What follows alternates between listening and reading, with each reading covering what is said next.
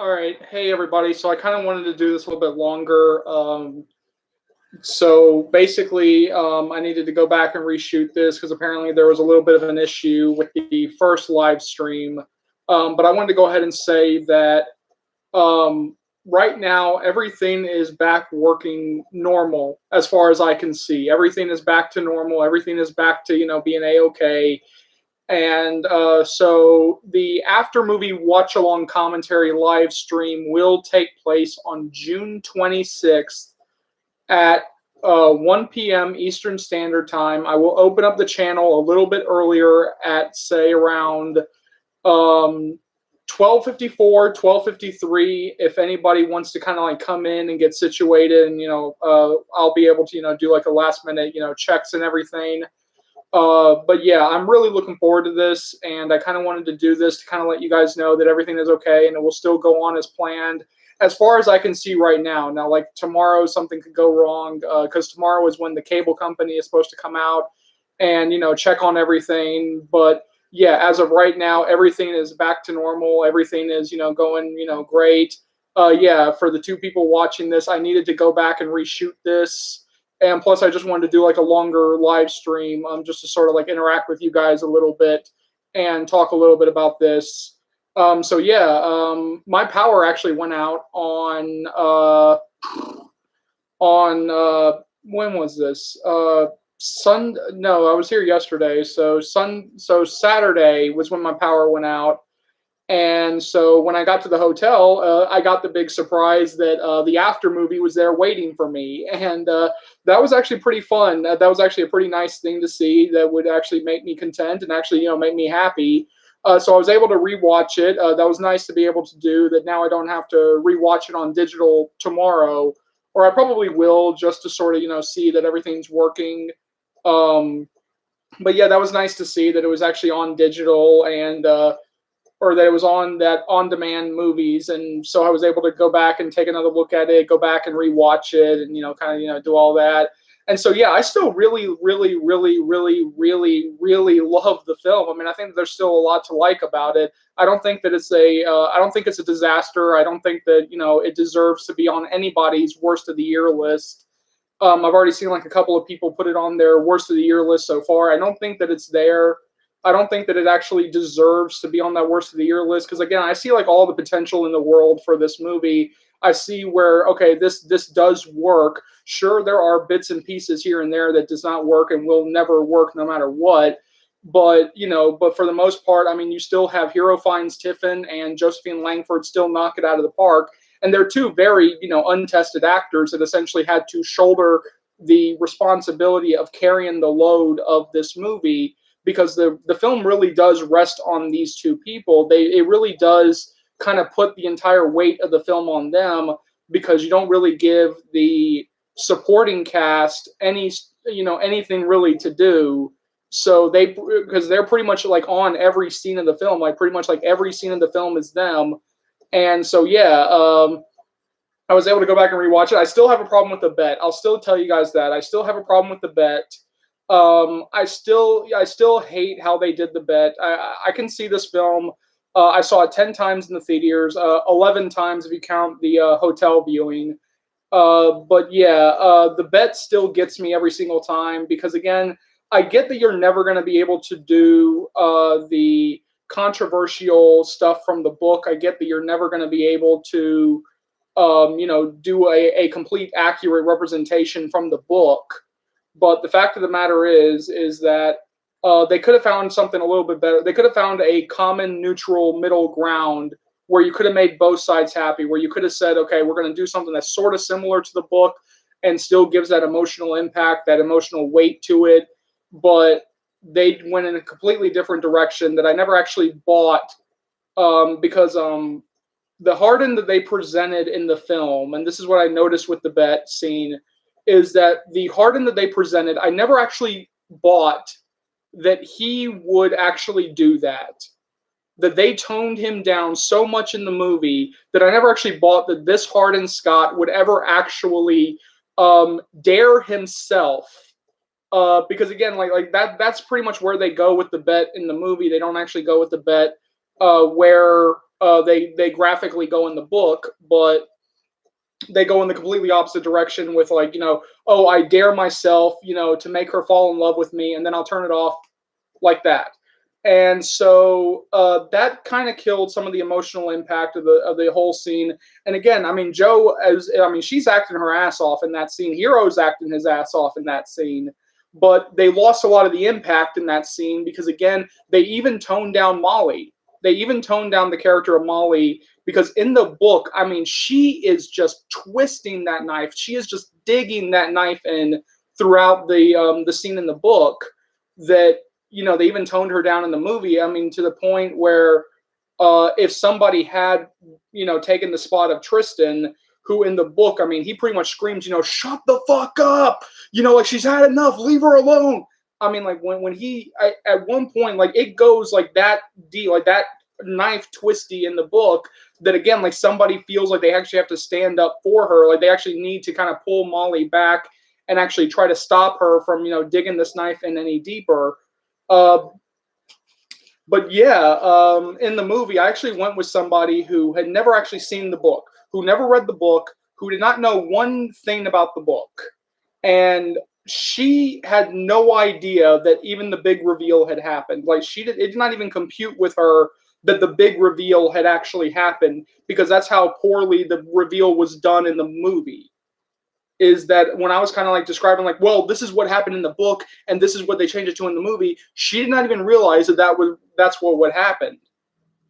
Because again, I mean, in the book, it really is this heart wrenching, this brutal scene where this big reveal is really happening, and it took a lot out of me, even doing that in the read throughs. That again, like I felt like I really needed to bring every single acting muscle in my body to really, bring this scene to life, to really bring this part of the read through to life in the first book when I was doing the first read throughs. And so, I mean, again, like I didn't really even feel it in the movie. I mean, like I did not really feel that heart wrenching moment in the movie because, again, that's how much they had toned it down. That's how much they had actually, not really done it well enough. Even though you have these two amazing actors who were really trying to give it their all. And I don't really know who to blame for that because even Anna Todd has flat out said that that whenever she reads or whenever she remembers about the bloody sheets, which if you read the book, then you'll know exactly what I'm talking about when I say the words bloody sheets. But even she flat out said, "Oh, I never would. If I could go back in time, I would never, ever, ever, do the bloody sheets again. I cringe when I think about the bloody sheets."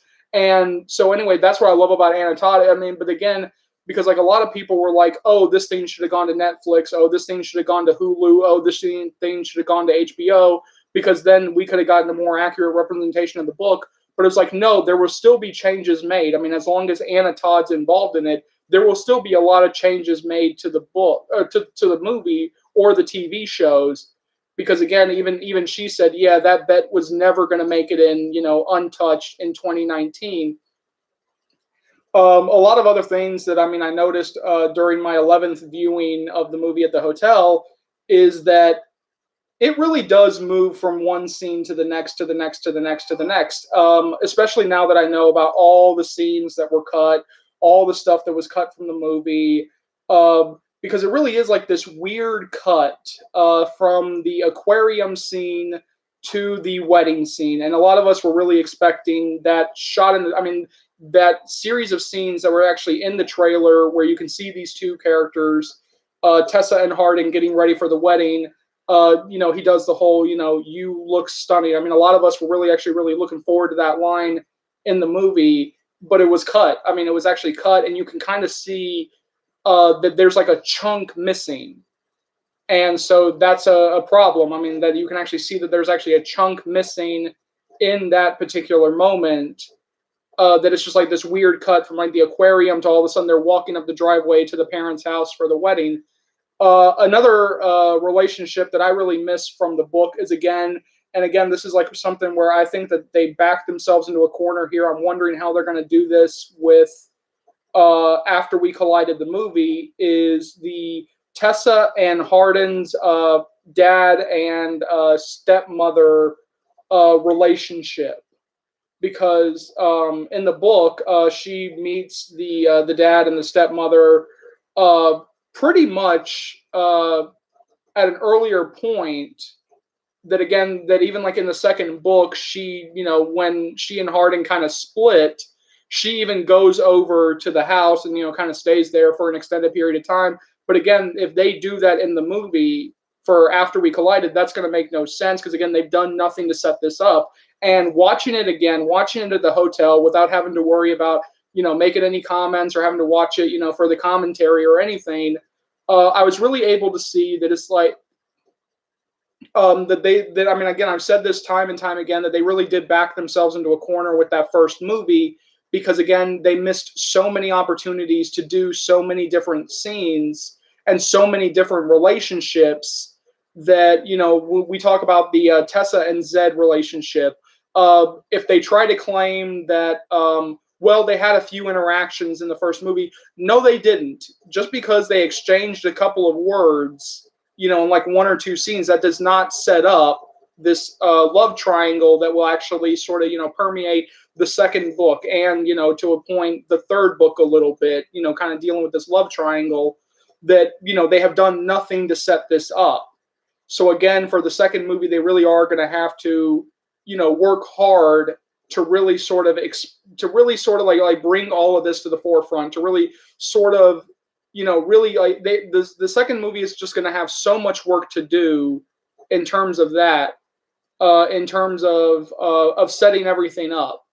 And I think that that's one of the big things that they need to really focus on in the second movie, or when they're writing the script, is to just remember that the first movie did not set any of this up, that they did not even plant the seeds for any of this. Just because, say, Tessa and Zed shared maybe one or two scenes together, or maybe had like one or two lines of dialogue together, that does not mean that you have set up this relationship. Does not mean that you have actually set up this love triangle. Um, Now I remember that like somebody asked me at some point. Um,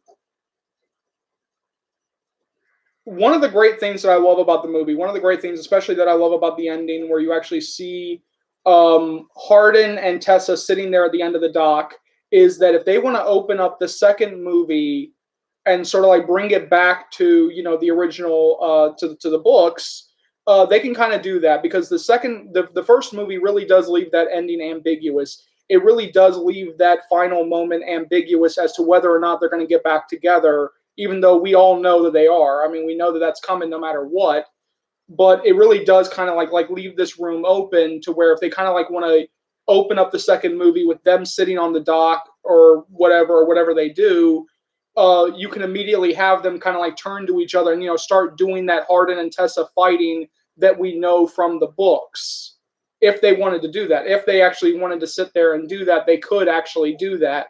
Um, but yeah, I mean, I still really do love the movie. I still really do love it, and I mean, that's never going to change, and I'm never going to put it on my worst of the year list. And I am voting, every single day on the Teen Choice Awards, for this movie, 10 times for each category on the website, and multiple times throughout the day in terms of my Okay, somebody is actually asking a question. Okay, Ann Kepler is asking, do I think that After would have worked better as a TV show? Yes and no.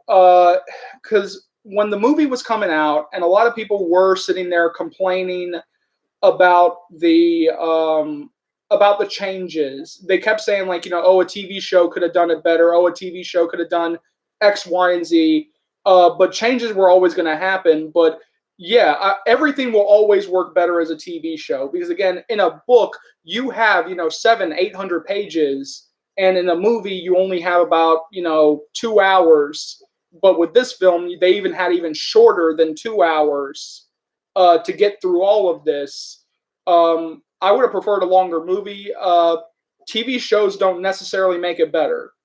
That's pretty much my answer. That the TV shows don't necessarily make something better. especially when you got to think about um, the episode count. Like, okay, so how many episodes would it be? Would it be like a 22 episode TV show? No, it would never work as that. Could it be like a an in and out mini series, like say like 2 or 3 short seasons, like Big Little Lies? They could do like a Big Little Lies type mini series for like the first book, and kind of like just like in about 10 episodes, 8 episodes, go through everything. Uh, but I don't think that After is that. When I was watching, say, the Mortal Instruments, the movie, I know I'm kind of rambling here and kind of bouncing all over, but when I was watching the Mortal Instruments movie, um, that I could see could work as a TV show, and it ended up did working as a TV show. But whereas with After, it's like, well, there's not enough in there that you could actually stretch into like a like a multi season TV show. Whereas say someone like the Mortal Instruments has this vast mythology where you could see like, okay, this could be a TV show. Whereas After, it works better when you have to compact it. It works better when you have to kind of just bring it down to the essentials, because a lot of the time, like a lot of the stuff could feel like filler. Like it could just be like, well, we're just kind of spinning our wheels here and going back and again and again through the same cycle again and again with some of this material. Um, so yeah, to answer that question, I know I just pretty much rambled there, or babbled there, but yeah, I don't think it would have. I get why a lot of people would want to see this as a TV show, given the amount of pages that are in the book, but I don't think it would. Uh, but I would always be open to it. I mean, if you want to go that route, I would always be open to see like what would a TV show look like. I mean, like first of all, I'd have to look at like, okay, what network or what streaming service would have picked it up? How many episodes were there going to be? And is this going to be like a book per season thing, like the first couple of seasons of Game of Thrones, or is this going to be like everything in like one season and try to cram everything into like one season? But I would always give a TV show a chance. I mean, if they wanted to do that, I would always give it a chance. But we're not going to get a TV show because as of right now, we're still going to get the movies, unless they just screw up the movies so much going forward. Yeah, there's no way that a TV show is ever going to get done. Um, but yeah, yeah. After is not one of those books that I would immediately say, oh yeah, you need to be a TV show. To be honest with you.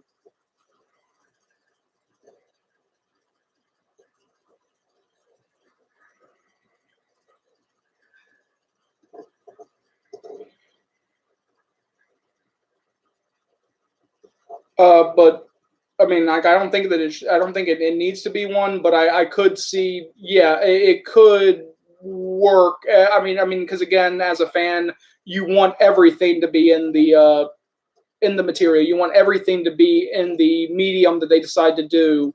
So yeah, to get everything in there, they would need it to be a TV show or a multiple season TV show. But I don't even think that there's to even cover a season of material. I don't think that there really is a lot that you can do, or that would actually drag out to a full season.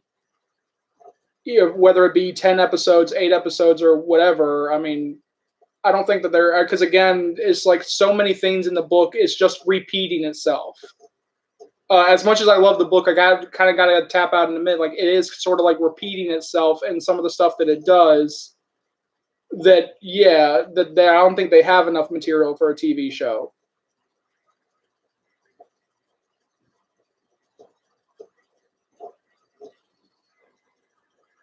But I'm always looking forward to the sequel. I'm always looking forward to the next movie. I mean, because again, I really do want to see what they do with this.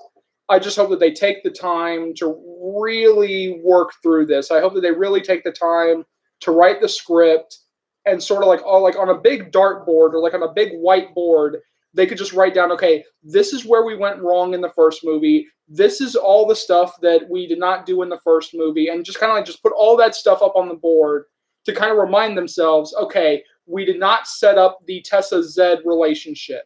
We did not set up the Tessa Molly antagonism enough to where this cathartic moment happens in the second book where Tessa beats Molly's ass. That would not feel earned in the second movie if they were to even try that. Oh, we screwed up Hardin's personality. Like, oh, we toned down Hardin's personality. We need to fix that. Oh, we need to make this thing more rated R. Oh, we need to put more sex scenes in there. Oh, we need to do X, Y, and Z. They need to just remember all of this because I have a sinking feeling, especially watching the first movie, that when you look at like, okay, I'm going to use the Tessa Zed relationship for a second here, that they feel like they did enough. That if they wanted to go back to the books and start, doing this big Tessa Zed thing in the second movie, that I got the sickening feeling that they think that they've done enough when they really haven't. And that's why there's a part of me that I'm happy for the second movie. I want to see a second movie, but it just feels like you.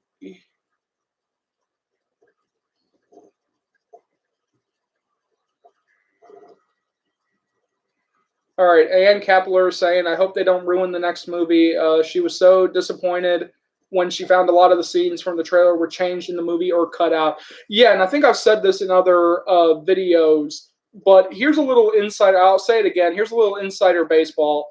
The people who cut together the trailers do not see the movies. They do not see the movies. And I wasn't entirely sure that that's what was happening until Jamie Dornan was like on some talk show overseas, the Graham Norton talk show overseas, and he just like and Graham Norton was like putting up this screenshot from the trailer of Jamie Dornan walking out of the water in those short swim trunks, shirtless and everything, and the crowd was going wild. And this was before 50 Shades Freed had come out. And Dornan just flat out looked at him and said, "That's not in the movie." Yeah, I'm sorry to tell you, that's not in the movie. And Graham Norton pretty much had all of our reactions. It was like, why? And Dornan was just like, oh, yeah, no, the trailer companies don't watch the movies. They don't see the movies. So that's why sometimes when you watch a trailer, it's like so different from where the ultimate movie ends up. The one cut of the trailer, I mean, I wanted to see like all the scenes in the movie, but like the one cut of the trailer that I was really angry that it actually, was not in the movie was the guitar smashing. That was the one that got me the most because the scene where it would have happened, they keep cutting back to Hardin. I mean, they just keep cutting back to Hardin sitting there on the bed, brooding and whatever, and like looking at that bookshelf. And I just, after a certain point, I was just like, okay, smash the guitar, smash the guitar. Why are you not smashing the guitar? I mean, you keep cutting back to this for, why is he not smashing this guitar? I was promised a guitar smashing, damn it, do something. And so, yeah, that was like one of the scenes that I really just kind of sat there going like, okay, why is this not in the movie? But another scene that was cut out of the trailer was the what was it? So many got cut out.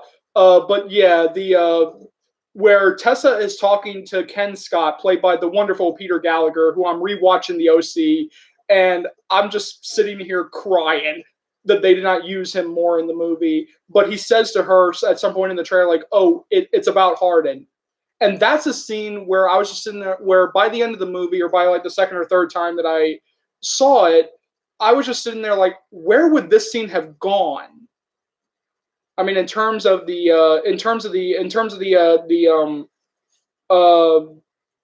sequencing of the movie, like where would that scene have gone? Because see, with the guitar smashing, I can place it and say, oh, it would have been the scene where after the breakup or after the split, like when Hardin is sitting there at the edge of the bed with that music playing and staring at the bookcase, and I guess making that decision to write that paper or that letter to Tessa, or that not the letter. The letter comes in the second book, but that essay, for literature class, to Tessa or about Tessa. That's where that scene, uh, Louise Wilkie or Louis Wilkie is asking, "Do you think there will be a soundtrack?" No, it's on Spotify. I think they put it up on Spotify as far as I know.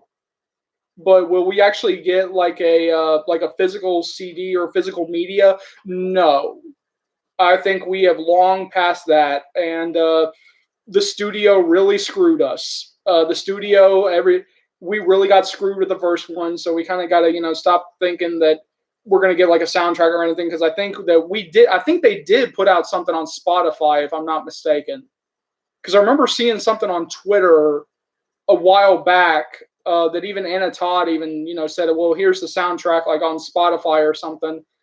Um, but yeah, going back to the deleted scenes, or all the crap that was cut out of the trailer.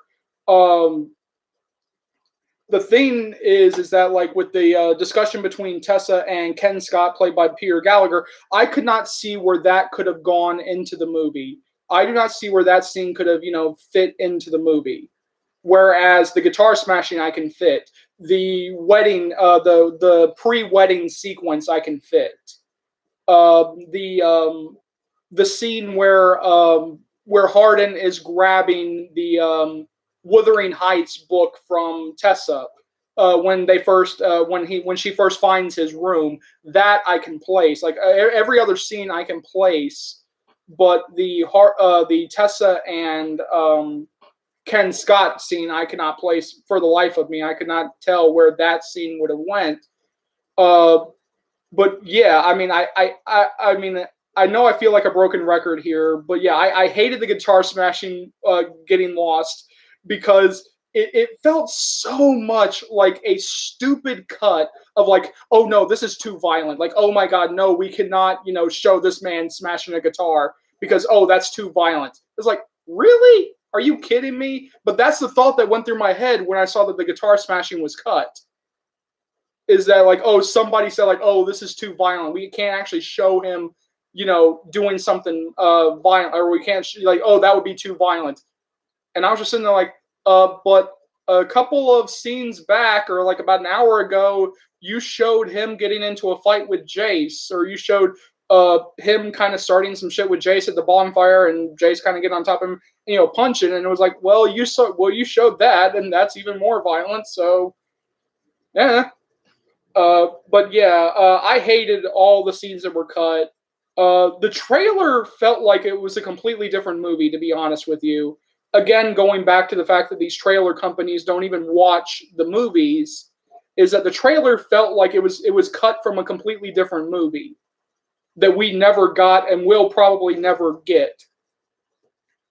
Another thing that I noticed with the movie when I saw it again, or for the 11th time at the hotel, uh, that they open it up with this voiceover done by Tessa, and I was so missing that from the 50 Shades movies, or so missing Anastasia Steele's, played by Dakota Johnson's, inner goddess, her inner voice. That when I heard that voiceover open the After movie, I was like, yes.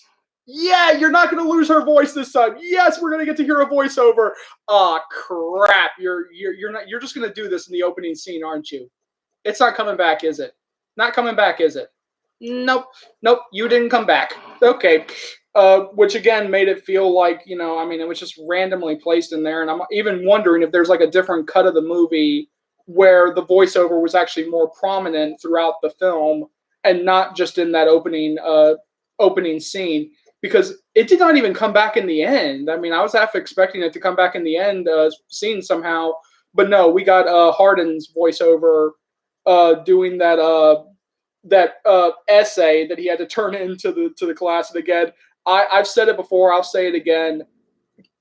God, I thought it was actually a very nice, sweet note. I thought it was a very nice, sweet little wrap up there. But how the professor did not look at Tessa and say, "Oh, by the way, tell Mr. Scott that he failed." Like, how is that not her next just words to Tessa when she handed that file over to her? But I've never seen that I've never seen a professor do that. I've never seen a professor just pretty much look at a student and say, "Yeah, this is more made for you than me." I mean, it was actually a pretty sweet note. It was actually a pretty nice little thing that he did. Uh, and again, I think that they really did change the ending because again, you one of the big things here is that he is still the romantic lead. And so when I was talking to a friend of mine who I said, like I said, she and me went to go see the movie one of the times. And when I was talking to her about the bet, and when I was telling her the what the bet was in the book and like everything that happened in the book, she was looking at me with disgust. Like she was looking at me and talking about him with pure disgust. And that's really the issue here. I think that that's the issue that they were facing is that you have to make your romantic lead. It has to be believable that at some point the main character, she will forgive him at some point. They will get back together, and so they had to kind of change it to a point where it would be believable that she would forgive him, that there is a spot where they could come back together.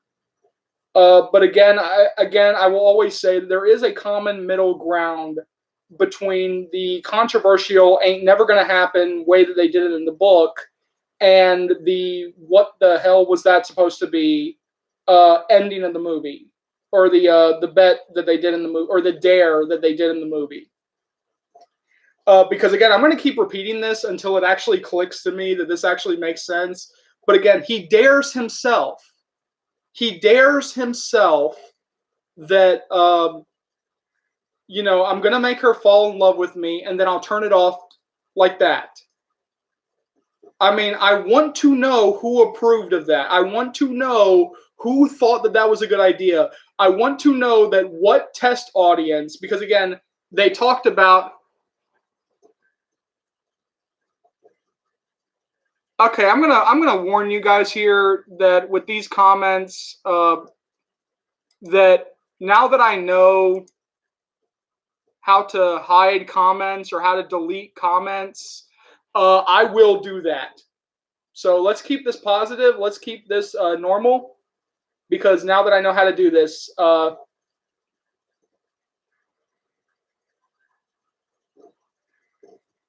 right, so Ann Kepler says that it seems like they tried to reach a younger audience, cutting all those scenes and toning it down. But yeah, a lot of people wouldn't like the movie if they included the dare like in the books. It wasn't a dare in the books, though. It was actually a bet. It was a bet for. I mean, I know that you probably know what the book is, but I'm just saying this for like anybody who doesn't know. In the book, what actually happened in the book? But what actually happened in the book is that it was a bet between Zed and Hardin to see who could take Tessa's virginity, and then like the other person would have to pay up, and then Hardin, played by Hero Finds Tiffin in the movie, he shows his friends the bloody sheets. Hey, little Miss Leo. But yeah, that's what happens in the book. And so like that, especially in 2019, with all the stuff that's happened, like you could never get away with that in 2019. Or you could, I mean, you could have to put that in the movie, but don't expect the vast majority of audiences to still embrace your main character. Don't expect them to actually yeah, little Miss Leo was saying that I agree so much it made no sense for him to bet himself. Yeah, that was my problem with that scene, is that he dares himself.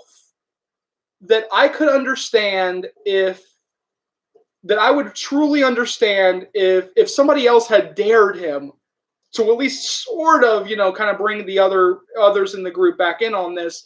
Because again, Tessa is actually looking around to like everybody else in the group, and crying and saying, kind of looking at them like, oh my God, did you know about this? Oh my God, is that true? And I'm surprised that not one of them did not look at her and say, hey, we didn't do shit. I know that's kind of the point, but hey, we did not do shit. He dared himself. Nobody else was involved in this. Sure, we didn't tell you about it, but he dared himself. You drama queen, you crybaby. I'm surprised that like nobody actually looked at her and just laid into her. Because again, like in the book, it really is this heart-wrenching moment. And so when they did it in the movie, it felt almost like, because again, they toned it down so much to a scary degree, that the problem is that the scene then came off not as they were trying to be accurate to the book. Well, actually, they were trying to be accurate to the book, but it felt like, well, something happens at the end of the book, so we kind of got to do something in this final sequence. We got to kind of do something, to sort of, and to kind of lead into this big, in the final 10 or 15 minutes, or however long it goes past the big reveal scene. But yeah, and that was one of the things that I did enjoy about the movie. Not the dare, not the reveal scene, but every part after it. Like that was like some of the stuff that I actually really enjoyed. Because again, it didn't just end with Tessa going off and crying, and again making this all about her relationship with Hardin. I even said this in a separate video. That they changed her character for the better. They actually, showed her moving on with her life. They actually showed her, changing her majors, going to get an internship at Vance Publishing. They actually showed her kind of moving on past her relationship with the guy. And that was actually one of the parts that I would actually really defend about the movie. That I know that some fans don't like that part of the movie, don't like, anything after that. But yeah, like I could, sit here and defend that. And that's always what made me scratch my head a little bit when I saw like some fans like really upset about this, is that one of the things, like one person even was like tweeting out and listing like all the stuff that they changed from the book. And one of the things they were complaining about was, Tessa is strong, or Tessa, is strong in the movie, weak in the book. And like, so like they were kind of upset that they changed that. And I was like, why would you be angry with that? That they actually made a stronger female character? Like, why would you be angry? I mean, why would you be angry that they actually changed her from weak in the book to strong in the movie? Like, why would you be angry about that part? But yeah, so yeah, that's why I was very happy with the ending. That's why I was very, to a degree, because there's still some stuff in the ending that I don't like Meadow Williams, Professor Soto, giving her the envelope. I would have preferred it to be like Landon or somebody like that. Uh, but yeah, when I do the watch along commentary, I'm gonna point out this one scene in the movie that happens when she first meets Landon, where they have this cute little moment where they nearly like run into each other when they first try to get into the classroom, and they kind of have like that little cute back and forth where they both go like, "No, you go. No, you go. No, you go. No, no, I insist." And so then Landon kind of like throws in like, "Well, my mom, raised me. I mean, something like that. I can't really remember the line off the top of my head." But then Tessa herself just goes, "Okay," and just walks in and is like, I do not see that Tessa anymore in the rest of the movie. Like that little okay moment, it felt like such a different Tessa than we get in the rest of the movie, that that I am about 99% certain that that was not in the script. That was our brilliant Josephine Langford improving in that moment. That in the script, I bet all it said was, okay, that's it. That it didn't say anything else. It didn't tell her how to play it. But I feel like that was Josephine Langford. Like that was Josephine Langford doing that one little moment, because we never see that again. We never see that Tessa again throughout the rest of the movie. And one of the things that I hated about the movie is that they really did screw up the Landon Tessa relationship. And I even saw this even more when I was watching it at the hotel. Is that they really did mess up that Landon Tessa relationship. But I do really like that relationship in the book. And so they didn't even give Landon that much to do in the movie. I mean, they didn't really, really kind of even set up this best friend for her. And so, Landon doesn't get a lot of screen time.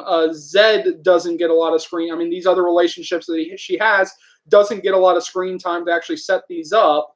But apparently Jace can get more. I think like one person even said it to me when I was talking to them, that Jace has more screen time than Zed does. And to which I will always say, well, he's a producer, which is why I called for his firing, which is why I made a video saying that yes, Swen Temmel needs to go as well. Because again, that's how those scenes came off, is like, okay, he's a producer. That's how the tattoo shop scene came off as, because again, we could have had that moment to even set up the relationship between Steph and Tessa. We could have had like an extra scene, like an extra, like maybe say a scene set in the dorm room, where it was just Steph and Tess, hanging out and still having the same dialogue, or still maybe expanded a little bit, but still kind of having that same dialogue, because Jace had no reason to be there in that moment. And I didn't even realize that it was basically two scenes back to back that I did not see a reason for them to take place, which was the scene in the tattoo shop, and then almost immediately we get the scene of Steph and Tristan, coming in and making out on the bed while Tessa is in the room. Those two scenes back to back was like, well, you don't need these scenes. What purpose do these scenes? I mean, what purpose do these scenes have in the movie? Where again, okay, if you had a mandate to get this film in under 2 hours, in like an hour and 40 minutes or something like that, if that was part of the contract or whatever, then, well, you could have cut those two scenes, and guess what? We could have had the wedding preparations. You could have had I will go back to it. You could have had the guitar smashing. But if you really did not want the guitar smashing in there, you could have put like an extra scene of, Zed and Tessa hanging out. You could have put an extra scene of Tessa and Landon hanging out. Something to actually set up these relationships, but the film refused to do that. That instead, we pretty much got two scenes back to back that, in my opinion, I don't think anybody else shares my opinion here, but in my opinion, served no purpose. I mean, no purpose at all. And I'll always put up the Tristan and Steph making out while Tessa's in the room. I'll always put up that scene as sort of like my example of, okay, so you're really going to try to convince me that a U.S. audience, and believe me, we are prudish, we are a little bit homophobic, that you're going to tell me that test audience said too much sex, but apparently did not mention that scene. That scene made it into the movie, and we still got it here in the U.S. Like that made it in. Like, you're gonna try to convince me of that? No. And that's where I kind of, like I've said in other videos, or I've even said to other people who I'm having discussions with, that's where I want Jennifer Gibgot to be called down to the carpet here with this. Because everything that's coming out, even though we do see scenes in the trailer, even though we do see behind the scenes photos, we still have not had any confirmation that overseas got a different cut. That the U.S. Versus overseas, that overseas or international audiences got a different cut. Because every audience seems to have the same runtime, which is about an hour and 46 minutes, hour and 43 minutes. Every audience is saying we got the same runtime. So when I was starting to read stuff online where people were saying like, oh no, like overseas got 7 sex scenes, and here in the U.S. we only got about 3, like 2 or 3, give or take. And so it's like, well, if there are extra sex scenes, that means that the runtime would be longer. Because extra sex scenes, that takes up the runtime, and that would add to the runtime.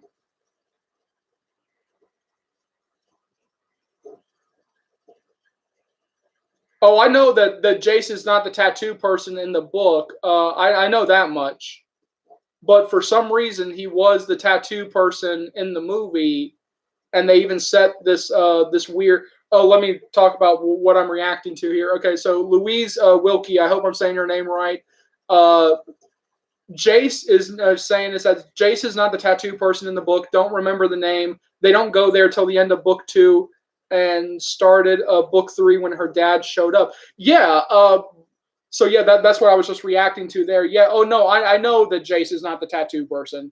But in the movie, he was the tattoo person because they set this random scene just to include them or just to include him. Because again, when I look at that scene, I was like, okay, you had this moment to set up this female friendship between Steph and Tessa. This friendship between Steph and Tessa. You could have been doing that, but no, you had to have, for some random reason, her getting a tattoo on her ass by Jace, just to include Swen Temmel more in the movie. Because not only is there that egregious scene where he just seems to be randomly thrown in there, uh, there's also the scene towards the end of the movie where he's sitting in the car outside of the video store, and she kind of comes in, kind of has like that little back and forth with him, and then he immediately says, "Oh yeah, oh by the way, yeah, he's over at Blind Bob's," and then she just gets up out of the car and goes. And so I'm kind of wondering, well, where's Blind Bob's in all this? Because he could have driven her over there again, given him. I mean, if you want to randomly throw him into the movie, if you want to, put him into the movie, well, maybe he can drive Tessa over there. Okay, so Little Miss Leo, I'm going to go down in the order here of the comment. Okay, so Little Miss Leo says all the relationships were too underdeveloped. Yeah, that's what I've been saying. It's going to make no sense in AWC with Tessa and Zed because there was just nothing. I mentioned that. They should have included the deleted scenes. Yes, they should have. Little Miss Leo also says, I'm not sure if I've already said this before, but what is your favorite book of the series? Well, what you're seeing with the read-throughs is where I've gotten up to. So since I'm only working through after we fell right now, I can't really answer that at this moment because again, I haven't really gotten through the book series, the entire series yet. So I can't really say like, okay, this is my favorite book in the series. I can't really say that yet. But yeah, the Tessa and Zed thing. I mean, that's what I've been saying like for pretty much like the past 10 minutes, or what I've said like throughout this entire video is that that all the relationships are. I mean, I know I've mentioned Tessa and Zed. I know I mentioned Tessa and Landon. But yeah, all the relationships were underdeveloped. I mean, Little Miss Leo kind of says the same thing that all the relationships are so underdeveloped, and that's what I want them to remember. That's what I want Anna Todd and Mario Celia to remember when they're writing the script for the second movie. That if they just start throwing random stuff in there, pretty much showing like more scenes of Tessa and Zed or Tessa and Landon, they need to remember that this relationship has not been set up. That these relationships have not been set up well enough to where you can just throw people into the deep end with this relationship in the second movie. Because again, it kind of just hit me even harder when I was watching the film at the hotel. Is that because again, it's been a while since I actually saw the film in the theaters. Even though I saw it 10 times, it's been a little while since I saw it. But seeing it in the hotel, it brought back a lot of the memories, and I kind of was able to see like, oh well. Sure, Tessa and Zed shared maybe one or two words, but that does not equal a relationship. That does not equal character development, even though they do share like one or two words. That even they... Ah, crap. All right, yeah, I gotta sign off here because the wind and the weather outside is kicking up. Just in case the power goes out here, just in case anything happens here. So just to recap, as far as I know, as of right now, because again, everything is back here. This is how I'm able to do all this. That just remember that the watch along commentary will be on June 26th at 1 p.m. Eastern Standard Time. I will open up the channel a little bit before on this live stream, a little bit beforehand at about 12:54, 12:55 to let everybody kind of come in and get situated. But yeah, as of right now, because everything is working, yeah, it's going to happen. I'm very excited for it to happen. I hope that everybody here is excited for it to happen. I hope to see you guys there, and take care.